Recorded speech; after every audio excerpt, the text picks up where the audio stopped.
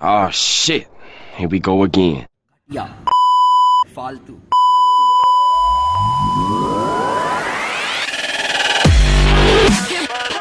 Hello friends, हाय, मेरा नाम है रॉथर जेलिस इज माय नेम और आपका स्वागत है हमारी इस सीरीज सेगमेंट पे जहां हम बात करते हैं डीटी काउंसलिंग डाउट सेशन की। सो आज का जो सवाल है वो है कि does really 12th marks matter in counselling. मतलब घुमा फिरा के सवाल ये पूछा गया है कि 12वीं कक्षा के जो मार्क्स है, जो नंबर है, जो आपकी रैंक आई है, ये अलग अलग काउंसलिंग में इंजीनियरिंग अगर आप प्लान कर रहे हो तो मैटर करेंगे या नहीं करेंगे, क्या रोल होगा इनका या नहीं होगा।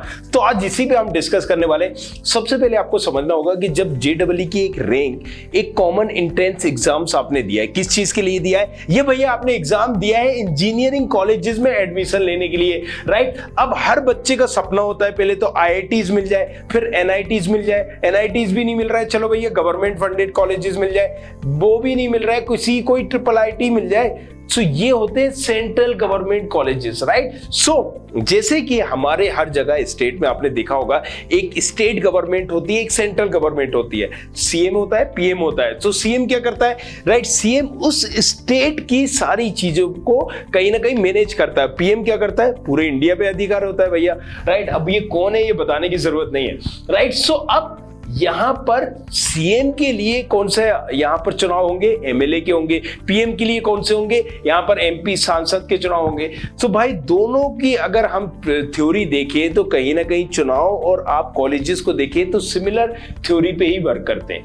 यहां पर सेंट्रल गवर्नमेंट जिन जिन कॉलेजेस को मैनेज कर रही है, जिस पर पावर कर रही है, कहीं ना कहीं उसकी काउंसलिंग जोसा के थ्रू होगी। वो भले ही आईआईटीज हो, एनआईटीज हो, ट्रिपल आईटीज हो, राइट। सो मेरा अगर सवाल है, आप ये बताइए पीएम बड़ा होगा या सीएम बड़ा होगा, राइट? सांसद बड़ा होगा या एमएलए बड़ा होगा? तो ऑब्वियसली सांसद बड़ा होगा, पीएम बड़ा होगा। तो यहां पर भी हर इंजीनियरिंग का एक सपना होता है, ख्वाब होता है, क्या कि उसको यहां पर जो कॉलेज लेना है आईआईटीज चाहिए, एनआईटीज चाहिए। आईआईटीज एनआईटीज क्यों चाहिए? क्योंकि ये इंडिया लेवल का कॉलेज है ना, नेशनल इंस्टीट्यूट है, राइट। इंडियन इंस्टीट्यूट है, मतलब टॉप लेवल का कॉलेज है। सो अब आईआईटीज नहीं मिलता है तो फिर एनआईटी से कंसीडर करता है, फिर वो ट्रिपल आईटी से कंसीडर कर लेता है। सो यहां पर भी इसी तरीके से सिस्टम है। अब उसके बाद हर स्टेट में भी गवर्नमेंट होती है तो सिमिलर कंसेप्ट यहां भी लागू होता है। अलग अलग स्टेट इंजीनियरिंग कॉलेज जो है उस स्टेट के भी होते हैं, वो गवर्नमेंट भी होते हैं, प्राइवेट भी होते हैं। तो जो गवर्नमेंट कॉलेजेस हैं उनकी डिमांड ऑब्वियसली होगी, क्योंकि इंजीनियरिंग में गवर्नमेंट कॉलेज में लोग फीस कम होती है, राइट, कंपनीज आ जाती है, बहुत सारी चीजें होती है। सो हर स्टेट की अलग अलग काउंसलिंग होगी। तो कॉमन काउंसलिंग जो हो रही थी वो जोसा की हो रही थी, आईटीज एनआईटी ट्रिपल आईटीज के लिए। अब जिस स्टेट में आप जाना चाहते हो, मान लीजिए मुझे मध्य प्रदेश में पढ़ना है, मुझे महाराष्ट्र में जाना है, तो मैं महाराष्ट्र की काउंसलिंग अटेंड करूंगा। मध्य प्रदेश में जाना है तो मैं मध्य प्रदेश की काउंसलिंग अटेंड करूंगा। तो भैया घुमा फिरा के जो सवाल आपने पूछा था वहीं पर हम आ जाते हैं कि 12th मार्क्स मैटर करते हैं डीटी काउंसलिंग में, या फिर जोसा काउंसलिंग में, या फिर आपकी किसी भी काउंसलिंग में 12वीं का योगदान है या नहीं है। तो मैंने ये जो पूरी समरी आपको बताई है उसका रीजन ये था कि हाँ भी और ना भी। अब आपने ये कहा कि ये कैसा जवाब है आपका। तो अगर आप जोसा काउंसलिंग में पार्टिसिपेट कर रहे हो तो जोसा काउंसलिंग में एक क्राइटेरिया फिक्स होता है कि अगर आपको भाई साहब आईआईटीज एनआईटीज ट्रिपल आईटीज चाहिए तो आपका मिनिमम 12th में 75% होना चाहिए। कितना होना चाहिए? 75 नंबर होना चाहिए। और अगर आप SC ST के हो तो थोड़ा सा कंसीडर कर लेंगे, 65 भी मिनिमम आपके होना चाहिए। ये तब है जब आप कहीं ना कहीं आईआईटीज एनआईटी ट्रिपल आईटीज में एडमिशन लेना चाह रहे हो, मतलब आईआईटी जैसे कॉलेजेस में चाह रहे हो तो ये परसेंटेज होगा। लेकिन अभी क्योंकि कोविड था लास्ट ईयर, राइट, तो ये सिचुएशन, ये क्लोज ऐसा नहीं था, राइट, कि इतना % कंपलसरी है, लेकिन ऐसा होता है।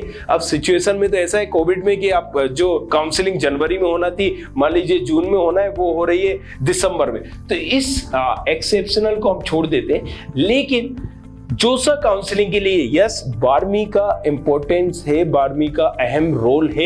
लेकिन अब हम बात करते हैं अलग अलग स्टेट की। जैसे कि मैंने बताया एक सेंट्रल काउंसलिंग है, दूसरी कहां की काउंसलिंग है? स्टेट काउंसलिंग है। तो अब भाई मुझे अगर एमपी में कॉलेज चाहिए तो मैं कौन सी काउंसलिंग अटेंड करूंगा? डीटी काउंसलिंग अटेंड करूंगा। मध्य प्रदेश की करूंगा। महाराष्ट्र में चाहिए तो महाराष्ट्र की काउंसलिंग करूंगा।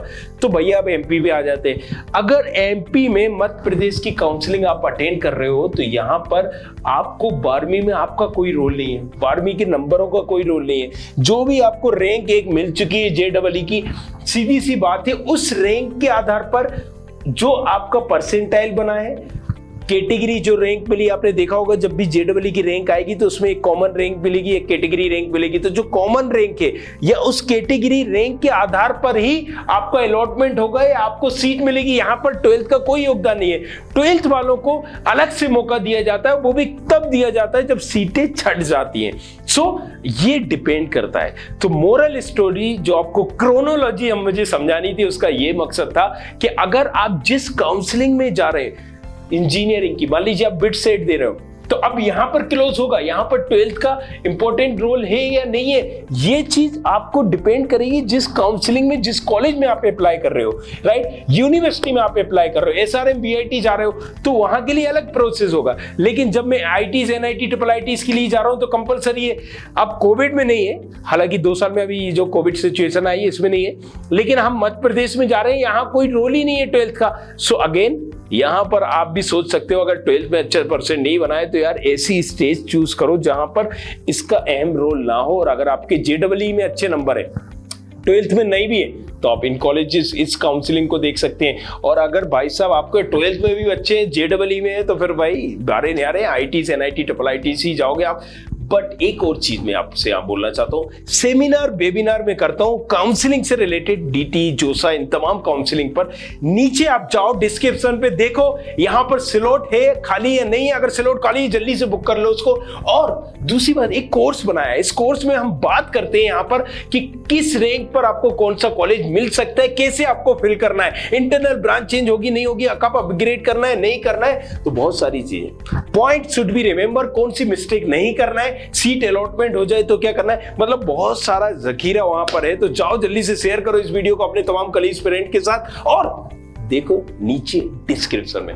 Thank you very much, thanks a lot. मिलते हैं नेक्स्ट वीडियो में, तब तक के लिए सबक है। तो एक और बात मैं आपको बताना चाहता हूं, अगर इंजीनियरिंग से रिलेटेड, काउंसलिंग से रिलेटेड, राइट, वो भली पढ़ाई से रिलेटेड हो, फिजिक्स केमिस्ट्री मैथ के डाउट से रिलेटेड हो या फिर काउंसलिंग से रिलेटेड हो, एक डेडिकेटेड चैनल हमने 100 परसेंटाइल यहाँ पर बनाया है। और उसका मकसद यहाँ पर आपको नीट और JEE से रिलेटेड, काउंसलिंग से रिलेटेड इंफॉर्मेशन देना है। तो जाओ जल्दी से जाके सब्सक्राइब करो, नीचे लिंक दिया